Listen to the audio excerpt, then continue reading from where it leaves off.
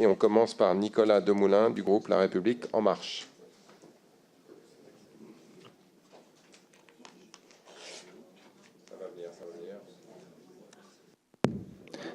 Donc Nicolas Desmoulins, député de l'Hérault. J'ai un petit peu mal à la tête là. Vous m'avez...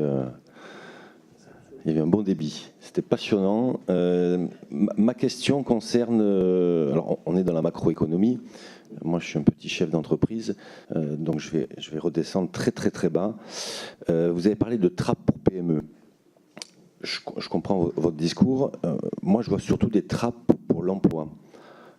Et ça, vous n'en avez pas trop parlé. Aujourd'hui, un des freins, c'est vraiment le décalage entre une première embauche. Parce que le vrai déclencheur, enfin pour moi, le combat sur l'emploi, c'est ces premières embauches. Aujourd'hui, un petit chef d'entreprise qui veut embaucher pour la première fois, il appelle son comptable.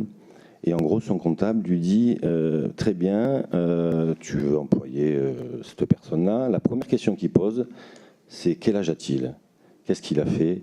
Est-ce qu'il est au chômage ?» Je pense qu'il y a un vrai combat là-dessus. Alors, je ne sais pas si c'est hors sujet, peu importe. Moi, je vous l'expose. Il faut absolument réconcilier l'emploi et sortir les statuts et les avantages.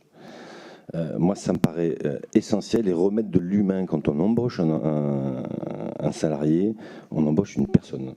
Voilà. Donc, je ne sais pas s'il y a un travail à faire. Je ne sais pas si vous avez étudié le sujet, mais je trouve que c'était important de revenir sur une décision d'un petit chef d'entreprise qui a peur aujourd'hui d'employer et du coup de développer. Merci. Merci. Alors on a un certain nombre de questions. Je pense qu'on va commencer par Philippe Aguillon qui a été interpellé directement sur un ou deux sujets, notamment la croissance versus le bonheur. Et puis... je pense que les trois peuvent intervenir évidemment sur les questions de déclinisme et des différents systèmes qui aujourd'hui sont peut-être multiples mais pas toujours bien coordonnés pour soutenir les entreprises.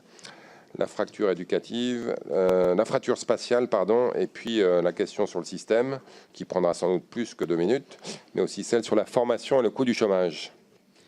Oui, de toute façon, donc chacune des questions mériterait une séance à elle toute seule, donc je ne ferai pas justice aux questions qui ont été posées. D'abord sur le déclinisme en baisse, je crois que c'est vrai, je crois que c'est pas seulement en France, je veux dire, il y a, on voyage tous un petit peu, enfin même en Europe ou aux États-Unis. Et c'est vrai que la France est perçue, d'abord en France, il y a un sentiment qu'enfin il y a quelque chose qui se passe. Et puis vu de l'extérieur, j'ai jamais vu, moi, depuis que je voyage, l'image de la France comme elle est maintenant, quoi. C'est-à-dire qu'il y a vraiment, la France, c'est l'espoir, mais pas seulement pour la France, c'est de dire c'est vous maintenant et c'est votre réussite qui va déterminer le sort du monde libre. En gros, on est dans une situation où les États-Unis sont dans une période un peu spéciale, avec, bon, je ne veux pas juger ce qui se passe là-bas, mais et où finalement, ce qui se passe chez nous, c'est l'espoir pour beaucoup de gens dans le monde. Je vois des Israéliens, je vois des gens de partout, ou des gens de différents pays. Ils me disent, c'est vraiment ce qui se passe ici, et on a les yeux rivés sur vous, quoi, et on regarde ce que vous allez faire. Ça, c'est extraordinaire. J'ai jamais vu ça, moi. Donc, il y a énormément, évidemment, on suscite énormément d'espoir. C'est toujours très embêtant quand on suscite beaucoup d'espoir, parce qu'évidemment, c'est facile de décevoir. Donc, il faut qu'on soit à la hauteur des espoirs suscités. Mais il y a une envie, je sens à la fois ici et à l'extérieur, une envie qu'il se passe des choses. Alors, effectivement, qu'il y a eu des choses de fait qui étaient très bien. Le PIA, c'était très bien. Les IDEX, moi j'étais dans le jury des IDEX et je crois que ça a été, il y a eu des choses très positives, ça a été des très bons pas. Il y a un certain nombre d'outils, là, et la création de l'ANR a été une très bonne chose. Il faut maintenant rationaliser tout ça et voir comment on crée vraiment un système d'enseignement supérieur et de recherche, par exemple, qui soit performant, qui permette à la fois, parce que ce qu'on veut, c'est à la fois produire de la recherche de pointe, et alors qu'on a d'excellents chercheurs, on pourrait faire mieux en termes de performance de recherche avec les chercheurs que nous avons, et en même temps, créer un système qui crée de l'emploi, quoi, et où il y a moins de déperdition. Vous savez que 60% des gens qui rentrent à l'université sortent au bout de 3 ans sans rien et sans diplôme. Donc là, on a un vrai problème. Il faut qu'on ait ce double problème, c'est-à-dire à la fois l'excellence en matière de recherche, mais l'excellence en matière d'insertion professionnelle et voir comment on peut récompenser et pousser l'excellence. Et il n'y a pas une seule manière d'être excellent. Il y a vous avez par exemple aux États-Unis des où j'étais longtemps, il y a des universités comme Harvard, mais vous avez aussi ce qu'on appelle des liberal arts college qui sont très bons pour l'insertion, pour la préparation. Et il faut qu'on ait chez nous un peu toute cette... Il y a différentes manières d'être excellent et en même temps et dans différents domaines. Donc je crois que là, il y a vraiment toute une rationalisation des moyens et passer un peu à la vitesse supérieure. La deuxième chose, ce qui va d'ailleurs ça c'est important parce qu'on va devoir avoir un sujet stratégique des dépenses, c'est-à-dire qu'on va devoir à un moment donné, parce qu'on a un problème, on veut faire des réformes structurelles, on a des contraintes budgétaires et on sait qu'il y a des domaines d'investissement prioritaires, l'enseignement supérieur, la recherche, l'environnement, on sait que donc il va falloir être stratégique. Et moi, je pense qu'on ne va pas couper à faire un peu comme ce qu'ont fait les Canadiens, je pense toujours aux Canadiens, aux Suédois, c'est-à-dire une mise à plat des dépenses publiques et de voir vraiment les dépenses publiques en manière stratégique. Stopper la politique de rabot, bon, pour le moment on le fait parce qu'on est obligé, mais d'arriver vraiment à quelque chose, où sont nos priorités et remettons à plat tout, essayons de repenser tout. Je pense qu'on va devoir passer par un processus, une vraie réforme de l'État, et en pensant à nos priorités, en étant vraiment stratégique. Sur le bonheur, la croissance, j'ai un peu travaillé avec le prix Nobel il y a 2 ans, qui s'appelle Angus Deaton, qui est un économiste de Princeton, qui a pas mal travaillé sur le bonheur. Et en gros, c'est assez intéressant, parce qu'évidemment, il y a eu des études comme Fitoussi, Stiglitz-Sen, qui disent que le PIB par tête ne mesure pas tout. Il faut penser au chômage et l'insertion, il faut penser aux inégalités, il faut penser à l'environnement et le bonheur plus généralement. Et tout ne se résume pas dans le PIB par tête. Mais ce qui est quand même intéressant, c'est que des pays qui ont des PIB par tête plus élevés tendent à avoir des indicateurs de bonheur plus élevés. C'est-à-dire que l'argent ne fait pas le bonheur, mais il y contribue quand même. C'est intéressant. Ça, c'est cet auteur qui s'appelle Angus Deaton de Princeton qui a montré ça. Et il a ces indicateurs de life satisfaction. Il y a des nouveaux indicateurs, je ne vais pas vous embêter, vous faire un cours d'économie sur l'économie du bonheur, mais il y a ces indicateurs qui s'appellent life satisfaction, c'est-à-dire est-ce que vous pensez que vous avez des perspectives d'avenir? Et les gens mettent énormément de poids au fait que l'avenir n'est pas bouché, quoi. Ce qui est ça, c'est une des grandes caractéristiques. C'est important pour les gens de sentir que l'ascenseur est là. Vous voyez, l'ascenseur social est là et il y a un futur. Et je crois que le déclinisme vient quand les gens, vous voyez, le Brexit, le vote Trump, etc., ça vient quand les gens pensent qu'ils n'ont plus d'avenir et que leurs enfants sont moins bien qu'eux. Et je crois que dans le bonheur, il y a vraiment l'idée dynamique du bonheur. C'est-à-dire, est-ce que je pourrais faire mieux demain? Et est-ce que mes enfants pourront faire mieux que moi? Je ne vais pas rester trop longtemps, je monopolise la parole. Pardon. Sur l'emploi, les PME, la première embauche, alors on voit que, par exemple, les incitations pour recruter des apprentis discriminent les vieux jeunes. Enfin, disons que les jeunes qui sont plus si jeunes, mais n'ont toujours pas de diplôme pour des raisons variées, ont beaucoup de mal à trouver une place d'apprentissage, ils sont trop chers. Donc on voit quand même Bon, maintenant, l'humain là-dedans, moi je suis parfaitement d'accord, puisque je me suis même occupée d'une TPE à un moment. Et avec la nécessité de licencier quelqu'un, je trouve que c'est d'une brutalité effrayante, notamment à cause du formalisme. C'est-à-dire qu'on a une liste de choses qu'il faut dire et qu'il ne faut pas dire, il y a une procédure, etc. Et on est tellement stressé que l'humain disparaît. Alors là, pour le coup, très largement. Et je trouve que ça, c'est vraiment quelque chose de très embêtant. Maintenant, il est quand même vrai que les PME, comme tous les agents économiques, réagissent aux incitations. C'est-à-dire que quand on change un paramètre, ça fait réagir. Et ça, il faut quand même en tenir compte. Alors, sur l'innovation et les PME, c'est une très, très bonne question. Il y a une question d'incertitude juridique et puis fiscale. Alors, le système du rescrit peut en partie aider. Mais on pourrait imaginer, en France, on a quelque chose on a tendance à pas trop aimer en France, mais à l'étranger, les gens trouvent ça très bien, c'est le CNRS. Et le CNRS donc, fait de la recherche, mais on pourrait imaginer que le CNRS puisse offrir des services aux PME au coût marginal. Parce qu'une PME, naturellement, ne va pas embaucher un chercheur, mais peut éventuellement vouloir commander de l'expertise scientifique au coût marginal, mais ça supposerait de révolutionner complètement le système d'information du CNRS, puisque je vous conseille d'aller sur le site du CNRS. Bon courage pour trouver l'expert qui correspond à votre problème. Et donc, sur croissance et bonheur, j'y reviens pas. Sur le SMIC, l'industrie, le SMIC, augmenter le SMIC, très bien, ça augmente la demande. Moi, je pense qu'en France, aujourd'hui, on a plutôt un problème d'offre, très franchement. Chaque fois qu'on augmente la demande, ça fait augmenter les importations plus que l'activité. Maintenant, du point de vue de la compétitivité, on a dit tout à l'heure, les bas salaires, c'est surtout dans les services, donc ça ne concerne pas les industries. Je ne suis pas d'accord avec ça. Les services incorporés dans l'industrie par unité d'exportation, c'est autant que les salaires dans l'industrie. Enfin, je ne suis pas très claire. Quand une entreprise industrielle exporte 1 euro, et dans 7 euros, il y a à peu près 33 centimes de travail de l'industrie, mais il y a aussi 33 centimes de services incorporés. Alors, ce n'est pas tous des smicards, ça peut être aussi des avocats. Mais quand même, on voit, il y a des travaux qui le montrent, que même si l'industrie a des niveaux de salaire largement supérieurs au SMIC, eh bien, le SMIC a un impact sur la compétitivité, y compris industrielle. Et ça, il faut quand même il faut sortir d'une image où on aurait des secteurs bien séparés. Et d'ailleurs, les industries, de plus en plus, exportent des services. De plus en plus. Donc il faut se garder d'avoir une approche trop cloisonnée de la compétitivité, à mon avis. Monsieur Duval. Oui, plusieurs éléments assez rapidement.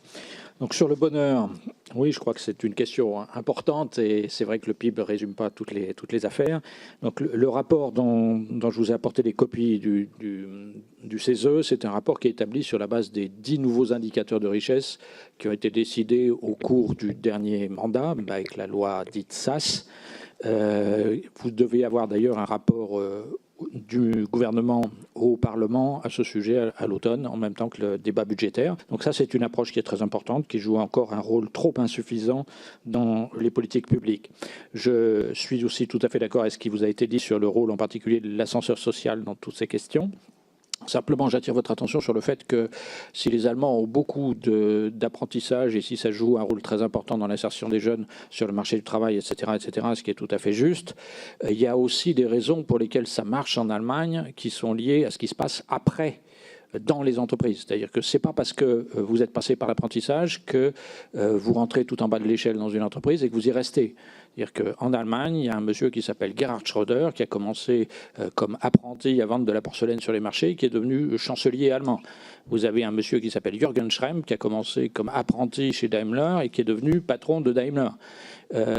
En France, c'est des parcours qui ne sont pas possibles, qui ne sont pas imaginables. Si on ne change pas ce qui se passe dans les entreprises après, on ne réussira pas à changer le mode d'insertion des jeunes sur le marché du travail. Ils feront toujours la course pour avoir des diplômes universitaires en partant, parce que c'est logiquement comme ça que ça marche en France. Si vous n'avez pas ces diplômes, vous êtes foutu pour la vie. Donc c'est gentil, mais il faut faire l'ensemble. La deuxième chose sur la fracture éducative, puisque j'ai commencé, je n'ai pas de chiffres très précis sur la dimension territoriale, mais il y a une chose que je sais sur la dimension territoriale. Bon, j'ai souligné toute l'importance du rural, etc., que j'apportais au rural tout à l'heure. Ce que je sais, c'est que la grande majorité des pauvres dans ce pays, ils vivent dans les villes, ils vivent dans les grandes métropoles, et que le problème majeur qu'on a aujourd'hui en termes éducatifs, ça reste malgré tout ce qui se passe dans les quartiers des grandes villes. Et ce qui se passe en particulier dans l'articulation entre ces questions éducatives et ces questions de discrimination, et de discrimination suivant l'origine et la couleur de peau. Donc, si on veut attaquer ces questions-là, ce n'est pas simplement dans le rural que ça se passe. Hein. Peut-être dernier point sur cette question-là. Il y a quand même aussi un problème de fracture éducative, c'est la fracture éducative homme-femme. C'est-à-dire qu'on est aujourd'hui dans un pays où les filles réussissent beaucoup mieux à l'école que les garçons, dans des écoles où il n'y a plus que des filles, que des femmes pour enseigner. Et ça devient un vrai problème, d'autant plus que la grande nouveauté de la crise, ce qui s'est passé dans la crise, c'est que pour la première fois depuis 2012, le chômage des hommes est devenu supérieur au chômage des femmes, parce que le problème, ça a été beaucoup l'industrie et le bâtiment. On ne comprend rien à la question du Front National et toutes ces choses-là si on n'a pas en tête des difficultés supplémentaires qui apparaissent aujourd'hui pour les hommes, à la fois sur le plan éducatif et sur le plan du marché du travail. Je ne veux pas dire du tout, et vous lirez plein de choses dans ce rapport si vous le lisez, sur les problèmes spécifiques qui touchent les femmes, sur la précarité, sur le mi-temps, etc., etc. Tout ça est juste, mais ce qui évolue aujourd'hui, c'est beaucoup cette question-là. Je voudrais souligner enfin la justesse, pas tout à fait enfin, excusez-moi, la justesse de ce que Agnès, enfin à mon avis, hein, Vous avez compris qu'on avait un certain nombre de désaccords sur un certain nombre de sujets, mais tout ce que vous a dit Agnès sur la question des PME me paraît très important à comprendre. Je pense qu'on fait des erreurs dramatiques de politique publique en adoptant un discours qui veut privilégier les PME pour les mauvaises raisons, comme Agnès a pu vous le dire. C'est normal qu'une PME, qu'une toute petite entreprise n'innove pas, elle n'innovera jamais. Ce qui se développe aujourd'hui beaucoup, c'est ce qu'on appelle des réseaux de franchise, où ces PME sont en fait intégrées dans des grands réseaux qui sont des quasi-entreprises. C'est plutôt ce type de choses qu'il faudrait réguler et encadrer aujourd'hui. Ces gens-là n'innovent pas et ils ne font que reproduire ce que leur donneur d'ordre leur dit de faire, etc. etc. C'est normal. C'est pas là non plus qu'on crée des emplois, c'est juste. Simplement, ce qu'il faut comprendre, c'est que si la France n'arrive pas à avoir des entreprises de taille moyenne, par rapport à l'Allemagne en particulier, sujet récurrent du débat public, c'est lié à une question très précise et très particulière à mon sens, qui est la question des entreprises de biens d'équipement. C'est-à-dire, ce qui fait la force de l'Allemagne dans l'industrie, c'est sa capacité à produire des biens d'équipement. Quand vous produisez des biens d'équipement, quand vous êtes le spécialiste de la machine qui fait telle chose dans tel processus industriel, avec 300 personnes, vous pouvez être le roi du pétrole à l'échelle mondiale. Et c'est comme ça que eux font. Notre problème à nous, c'est pas tellement que les PME n'arrivent pas à grandir, c'est qu'on n'a plus perdu pied complètement dans le secteur des biens d'équipement. Si vous voulez, l'Allemagne, c'est 18% de l'emploi en Europe. Dans le secteur des équipements électriques et des machines, c'est 36% de l'emploi. La France, c'est 12% de l'emploi en Europe. Dans le secteur des machines et des équipements électriques, c'est 7% de l'emploi. Les seuls biens d'équipement qu'on produise encore, c'est les centrales nucléaires dont personne ne veut. Donc là, il y a un problème spécifique qui est très difficile à attaquer quand on a perdu pied. Mais la vraie raison pour laquelle on n'a pas d'ETI, c'est parce qu'on a perdu pied dans le secteur des biens d'équipement. Et si on veut garder des industries, il faut avoir les équipements de l'industrie correspondante, sinon on perd l'industrie au bout d'un moment parce que c'est les autres qui sont en avance sur la frontière technologique. Enfin, dernier point sur le capitalisme et en sortir, etc. Aujourd'hui, le rendement du capital est très faible. C'est le résultat en particulier des politiques des banques centrales.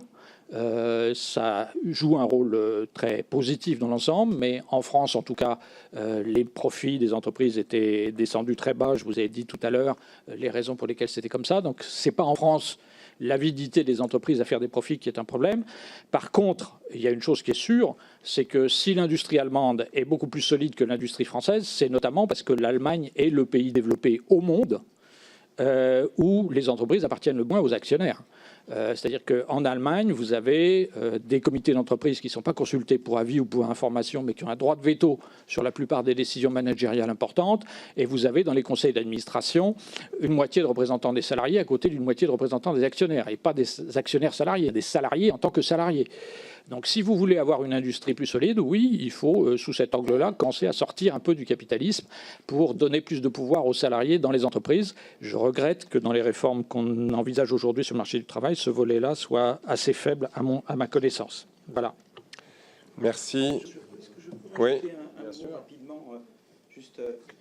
Sur la question de comment restimuler l'activité, l'industrie, je crois qu'il y a en gros deux approches et elles sont complémentaires. Et moi, je ne suis pas de l'avis que c'est juste l'une ou l'autre.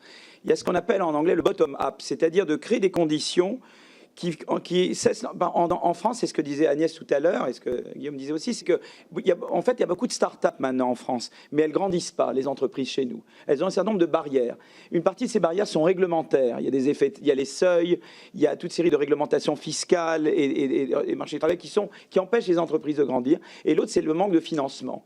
Il n'y a pas chez nous, l'écosystème de financier qui permet de soutenir des entreprises. Donc il y a beaucoup d'entreprises qui naissent, qui disparaissent et qui n'ont pas le temps de croître. C'est une grande différence avec d'autres pays où on voit que les entreprises croissent davantage.